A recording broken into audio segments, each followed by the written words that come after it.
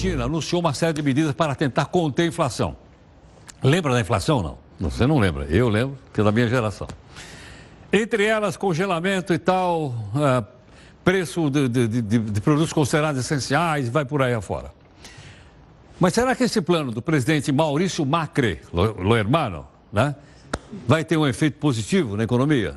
Para isso, gentilmente, o economista, professor Roberto Dumas, gentilmente está aqui conosco para participar do jornal. Roberto, muito obrigado pela gentileza. Eu que agradeço. Bem-vindo, muito grato, obrigado, Roberto. Obrigado. Bom, Roberto, e aí? Ele vai conseguir segurar os preços lá? Congela e pronto. Sabe, Heródoto, uma coisa que a gente começa a pensar é o seguinte: parece que o pessoal esquece um pouco do passado. Isso nós já tentamos no Brasil, na época do Sarney, foi tentado no México, foi tentado na Argentina, foi tentado na época do Cruzado Novo, foi tentado no Bresser. Isso não vai dar certo. Por que que não vai dar certo? No momento que você congela o preço de 60 produtos, o certo seria, pelo menos, você também congelar os insumos que vão fazer esse produto. Peraí, me explica, como assim os insumos? Por exemplo, vamos supor que eu vou comer um cheeseburger. O cheeseburger, claro, não é essencial, mas só um exemplo. Eu vou comer um cheeseburger e o cheeseburger está congelado. Mas o governo não congela o preço da carne, não congela o preço do pão, não congela o preço do tomate e não congela o preço do alface. Consequentemente, o cara que vai fazer o cheeseburger, que está congelado o preço, ele vai falar, puxa, tudo sobe, mas o preço do cheeseburger eu não posso aumentar. Consequentemente, macroeconomicamente, o que ele vai fazer? Eu não vou fazer cheeseburger. Então, é exatamente o que aconteceu com o Brasil na época do Sarney. Vai faltar produtos. Por quê? Tudo vai subir, mas você não pode passar para a cadeia final. Aí você fala, bom, mas eu adoro hambúrguer. Eu adoro o cheeseburger, eu adoro o que você quiser. Então, de novo, a gente volta lá na época do Sarney. O que vai acontecer? Você quer mesmo comer cheeseburger? Quero. Então, eu te vendo, mas eu te vendo com ágio. Ágio? Ágio. É justamente a inflação. Porque pela tabela, talvez ele possa falar, olha, não teve inflação porque os preços de determinados produtos foram congelados. Mas a economia não está rolando aí. A economia real está rolando no meu negócio com você, eu quero comer um hambúrguer. Então, você me vendeu com 15, 20, 30, 50% de ágio. E aquela coisa, não é questão de entender a economia, é questão de já ter vivido isso daqui. Aí você vai perguntar, mas por que ele está fazendo isso? Outubro é eleição. Outubro tem eleição, mas outubro tem se eleição. Ele congelar agora, isso aí vai durar até outubro? Ele pode não durar, né? Pode não durar. Ele pode, num primeiro momento, mostrar uma tabela fictícia, que nem na época do Sarney a gente mostrava, olha, estamos com deflação. Não, pera um pouquinho, nós não estamos com deflação. Nós estamos com inflação baixa se eu levar em consideração minha tabela. Só que a tabela não vale nada. Eu estou te cobrando ágio, não estou te cobrando? Aí eu falo para a população, olha, consegui derrubar a inflação e aí, eventualmente, eu consigo ser reeleito. Mas está muito difícil o Macri ser reeleito. Por quê? A inflação já bateu 55% ao ano. Tá, 55%? 55% ao ano, taxa de juros a 67%, PIB no ano passado despencou 2,5%, esse ano 1,7% deve cair, e o que é pior, vamos dizer assim, a Cristina Kirchner está na frente dele. Bom, a Cristina Kirchner não é aquela, ela é bastante chegada no Lula, na Dilma, etc. Isso, que não gosta muito do Bolsonaro. Não gosta do Bolsonaro? Que tem um aspecto diferenciado. Bom, e aí, o que nós vamos fazer com a indústria automotiva, ou de automóveis, ou de autopeças, que nós temos um comércio forte com a Argentina? Excelente pergunta. Vamos supor que, eventualmente, quer ela ganhe ou não ganhe, mas vamos supor que ela ganhe e que o PIB deles despenca mais ainda, uns 2,5%, 3%. A indústria automotiva acaba vendendo mais ou menos 66% de tudo que eu exporto vai para a Argentina. Então, se a Argentina crescer menos, é óbvio que ela vai comprar menos carro de mim. Então, claro, ponto negativo para a indústria automotiva. Aí a gente pensa, não, mas espera um pouquinho, a indústria automotiva tem pai e mãe.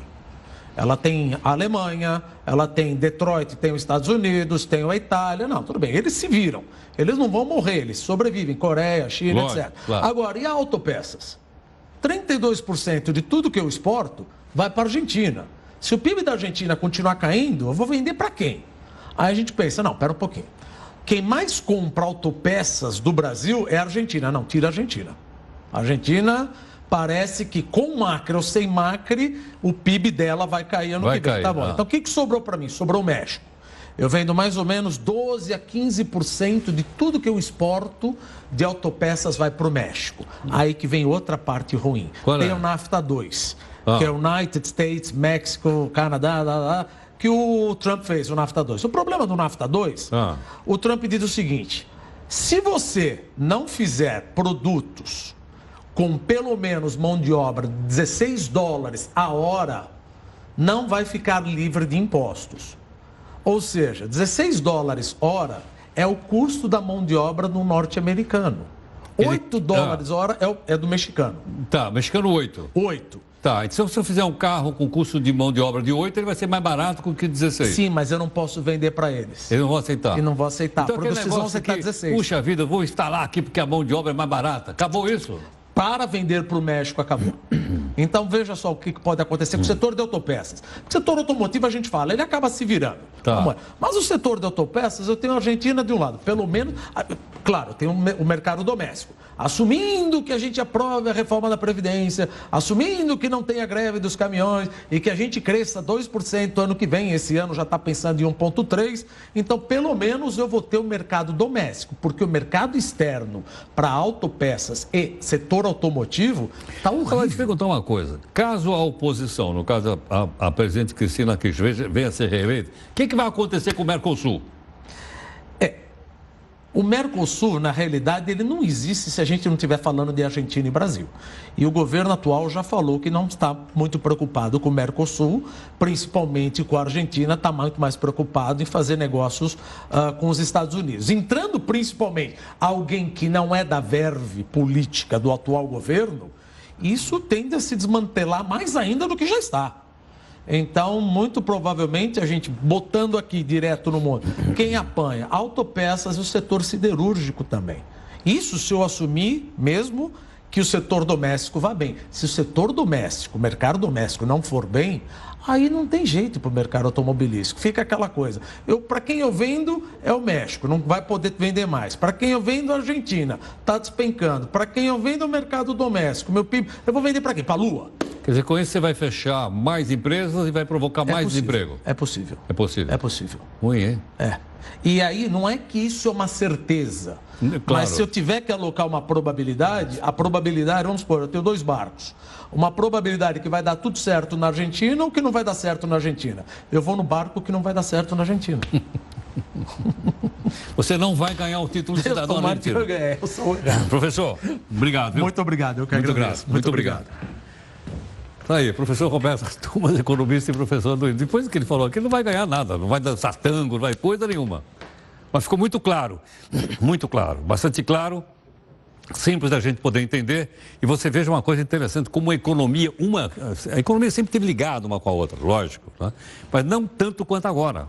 Cada vez mais uma ligação fortíssima entre um país e um outro, entre um setor econômico e outro setor. Você viu como ele explicou aí de uma maneira realmente interessante.